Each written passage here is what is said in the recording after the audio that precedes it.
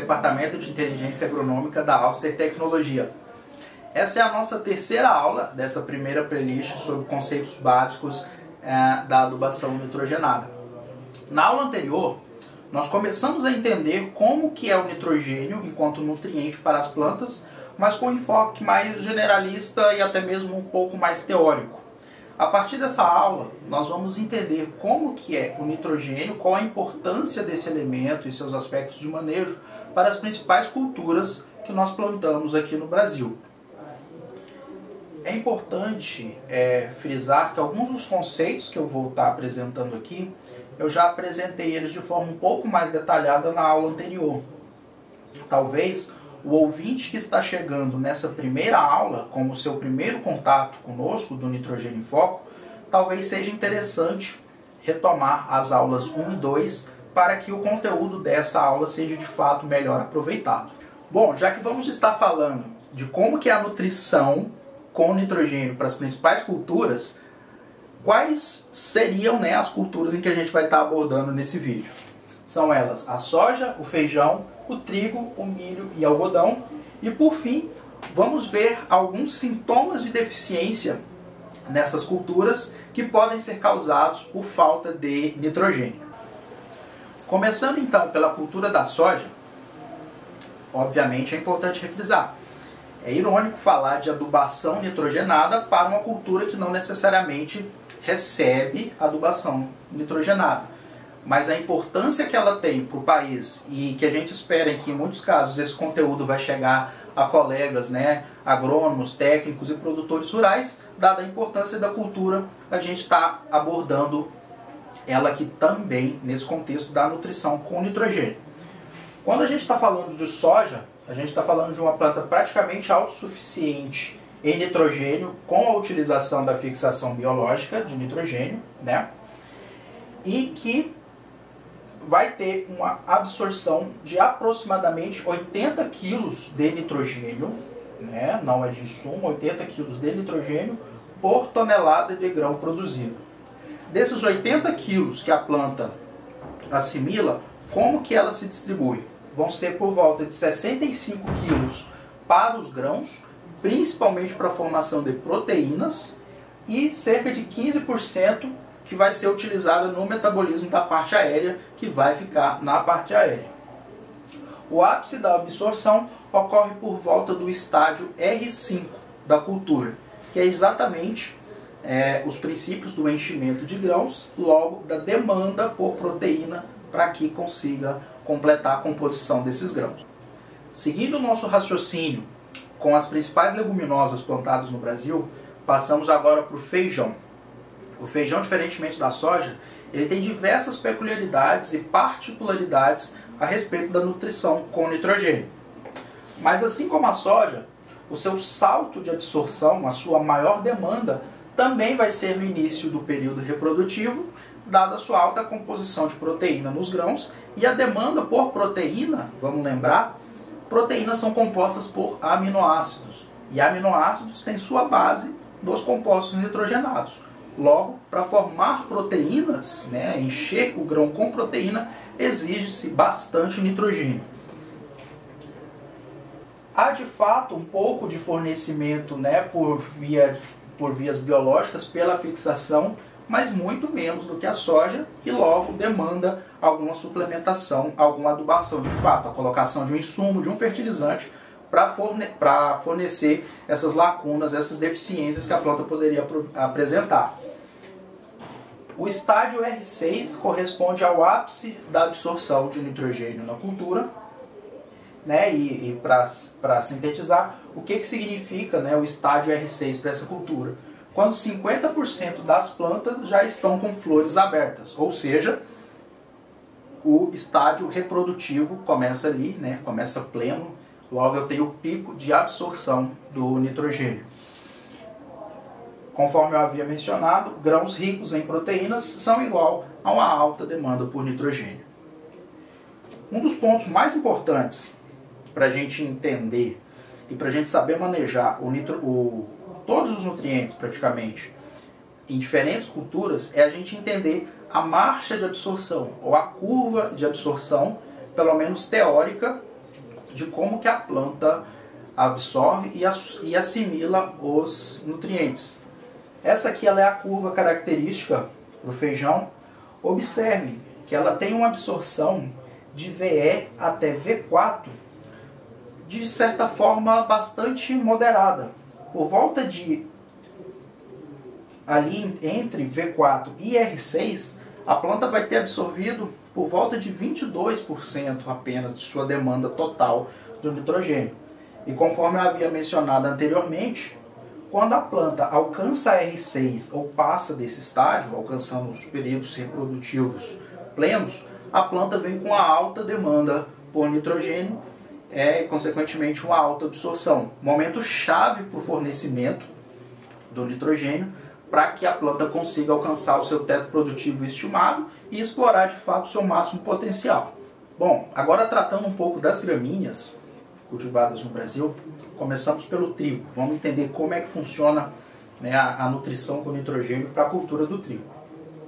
O estádio FL5, né, é a escala Fix-Lager, né, uma escala fenológica bastante utilizada e empregada para a cultura do trigo.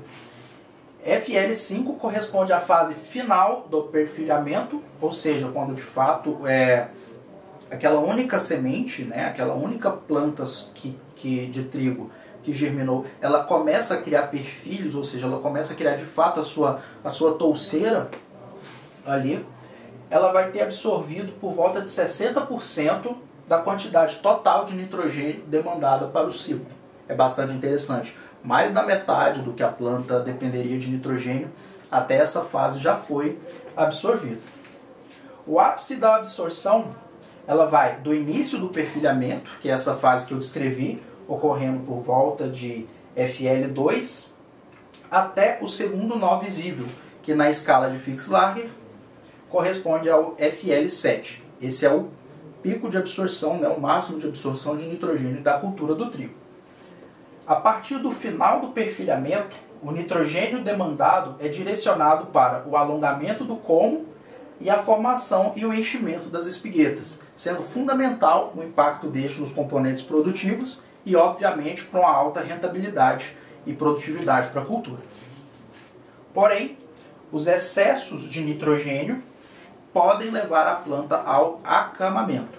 É uma planta que tende a vegetar muito, a viçar muito, quando a gente chama popularmente, quando o nitrogênio está em excesso, e devido à sua arquitetura, de ser uma planta bastante esguia e até mesmo sensível, e formar o seu componente produtivo mais pesado no seu ápice, apesar de no primeiro momento a gente pensar que quanto mais nitrogênio, mais enchimento de grãos e melhor será a rentabilidade e a colheita, em muitos casos essas plantas elas podem acamar, principalmente se tiver ação de ventos fortes na região, e acontecer exatamente o oposto, né? Dificultar a minha colheita, reduzir a minha produtividade e causar transtornos. É de extrema importância manejar o nitrogênio para a cultura do trigo no seu limite, em que eu atinja as produtividades desejadas, né? O máximo que eu consiga do teto produtivo daquele material, mas que obviamente que eu não comprometa a planta e outros aspectos do manejo, da produtividade, da rentabilidade da cultura. Assim como eu apresentei para o feijão, a curva de absorção, a marcha de absorção do nitrogênio para o trigo, aqui é apresentado da escala Fix-Lager de 1 a 5, a planta absorveu aí já por volta dos seus 60% da sua demanda total de nitrogênio, alcançando o ápice da absorção a partir do estádio Fix-8. Ali a planta ela tende a ter um comportamento mais padrão, ela já absorveu normalmente tudo que ela demandaria, e a partir daí ela vai investir mais no enchimento e na formação dos grãos. Ainda com a linha de raciocínio das gramíneas, vamos falar agora do milho, né? Talvez o cereal queridinho, né, do Brasil e também dos americanos, e eu diria que até do mundo inteiro. Vamos entender como é que é a adubação nitrogenada, como é que é a nutrição com nitrogênio para a cultura do milho. Os estágios de V8 a R1, o nitrogênio ele tem um grande impacto na definição do número de fileiras de grãos na espiga, ou seja, um dos componentes de produtividade. assim como o enchimento do grão, a formação da espiga e o enchimento do grão são bastante importantes e são componentes de produtividade, eu completar aquela fileira com grãos viáveis, né, e que vão poder se encher, também é fundamental para a produtividade da cultura. E o nitrogênio tem um impacto bastante significativo para que isso aconteça, para que de fato a espiga encha de grãos, né, até a sua pontinha ali, que possam encher e gerar produtividade. A partir do estágio R1, o nitrogênio impacta já o enchimento dos grãos, assim como a área foliar que foi estabelecida e a disponibilidade hídrica. O período de maior absorção diária de nitrogênio na cultura fica compreendido entre os estágios V8 e R2. E o pico de absorção do nitrogênio ocorre por volta do estágio VT, ou seja, quando a planta ela já fez todo o seu ciclo vegetativo, seus estágios vegetativos, e está se preparando para investir nos aspectos reprodutivos, o estágio VT, é ali que eu tenho o ápice da absorção de nitrogênio pela cultura. A sua curva de absorção característica é essa apresentada aqui embaixo, onde ali por volta de R1 até R1, a planta já absorveu em torno de 61% da sua demanda total de nitrogênio. Agora vamos falar um pouquinho sobre a nutrição com nitrogênio para a cultura do algodão. A cultura do algodão é uma cultura que ela já é bastante expressiva no Brasil e vem crescendo cada vez mais, né? E é uma das culturas também que nós da Auster somos especialistas em prescrever o nitrogênio em taxa variável para essa cultura. Como que seria, né, de modo simplificado, a dinâmica da nutrição com nitrogênio para a cultura do algodão? Ela é uma planta que ela tem um maior tempo de absorção e uma maior constância da marcha de absorção. Ou seja, diferentemente das outras culturas, que apresentavam uma fase bem marcada, que delimitava ali, agora a planta vai ter uma maior ou menor demanda, a cultura do algodão ela tende a ter uma absorção mais constante. Em parte por ser uma planta perene, né, uma pequena árvore perene, e que devido às nossas técnicas de melhoramento e de manejo, a gente traz ela para um ciclo anual. Mas como a natureza da planta é ainda ser, né,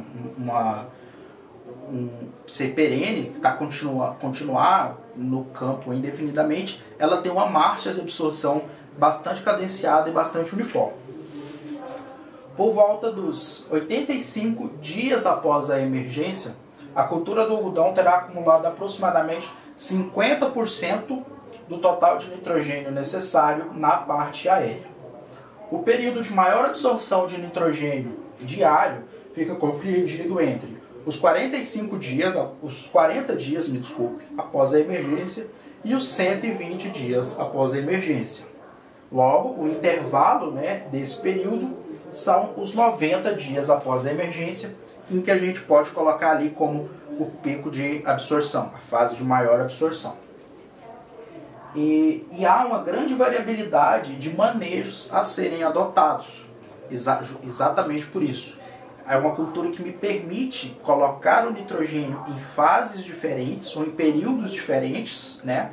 E até mesmo fontes e quantidades variadas para que eu atinja a minha expectativa de produtividade e o que eu almejo com aquela cultura. É uma cultura bastante flexível em manejar o nitrogênio. Para finalizar, né, assim como as outras culturas, um pouquinho da característica da curva de absorção, mostrando aqui que por volta dos 85 dias após a emergência, a planta tem absorvido em torno de 50% da sua demanda total por nitrogênio. Bom, vamos falar agora sobre os principais sintomas e que a gente pode ver no campo, né, que a planta vai apresentar caso falte nitrogênio. Alguns conceitos da primeira aula são bastante importantes para a gente entender essa aqui. Volto a frisar, caso não tenha assistido ou sinta algum tipo de dificuldade para estar compreendendo alguns conceitos que eu trouxe nessa aula, a aula anterior pode ajudar, né? Eu havia mencionado já na primeira aula, na segunda aula, me desculpe, da nossa primeira playlist. O nitrogênio ele é fundamental para a planta encher grão, né, criar uma arquitetura, formar aminoácidos e proteínas. Então é um sintoma claro de uma planta que está mais nutrida ou menos nutrida com nitrogênio, o seu porte, o quanto a planta está vistosa. Aqui uma imagem que representa exatamente isso. São plantas de trigo em que a minha planta da esquerda ela apresenta deficiência de nitrogênio. Logo ela tem, né, como características uma planta mais amarelada, tendendo à clorose e de menor porte em relação a que recebeu a adubação adequada. Normalmente, o sintoma mais claro, mais nítido da deficiência de nitrogênio é de fato a clorose. O que é a clorose? A perda da coloração verde, o amarelecimento das folhas, né, e de outras partes vegetativas. E isso tende a ocorrer com um padrão, de certa forma, mais bem definido. Conforme eu havia mencionado, o nitrogênio ele é um elemento extremamente móvel. E a planta, de maneira muito inteligente, ela tende a translocar o nitrogênio para as regiões de maior demanda. Se ela não consegue buscar isso no solo para levar para as regiões de alta demanda, ela vai tirar dela mesma, de si, de outras estruturas, outros órgãos, outras folhas, para levar para as partes que estão em crescimento. Logo, os tecidos mais antigos, órgãos mais antigos, são os primeiros a apresentar essa deficiência do nitrogênio, que é a clorose. Nesse exemplo, né, nosso da foto aqui do meio, uma planta de feijão apresentando exatamente a clorose. Note o quanto ela está mais amarelada, né, menos vistosa em relação às suas outras vizinhas aqui, né, fruto da deficiência de nitrogênio. Essa planta especificamente, a deficiência já pode estar tão avançada que a clorose ela já se generalizou, né? Ela não apresenta necessariamente deficiência nos órgãos mais antigos, mas na planta inteira. E aqui os meus exemplos mais da esquerda são bastante característicos para a cultura do milho. As folhas da cultura do milho, elas tendem a caminhar pela clorose, evoluindo a uma necrose no ápice da borda foliar, no ápice da lança foliar, né? Que justamente ocorre inicialmente em tecidos mais antigos, no qual a planta está translocando para tecidos mais novos. Outra característica que é apresentada aqui na foto de baixo, caso essa deficiência ela siga num nível severo, a planta ela vai caminhar as folhas do bacheiro para a necrose e vai haver uma redução do porte da planta, um encurtamento dos nós e a planta raquítica, né, e sem potencial, e reduzindo significativamente o potencial produtivo. Quando eu mostrei a cultura, eu dei um exemplo, né, do que pode acontecer com as espigas, e aqui ela está apresentada uma figura, a não formação de grãos na ponta da espiga. Popularmente a gente conhece isso como chupeta, tá? É um dos sintomas que a gente pode ver, né, no momento, já nas fases reprodutivas, da falta de nitrogênio para a cultura do milho. Bom, aqui nós encerramos a nossa terceira aula e a segunda aula desse momento de entender o nitrogênio para as plantas.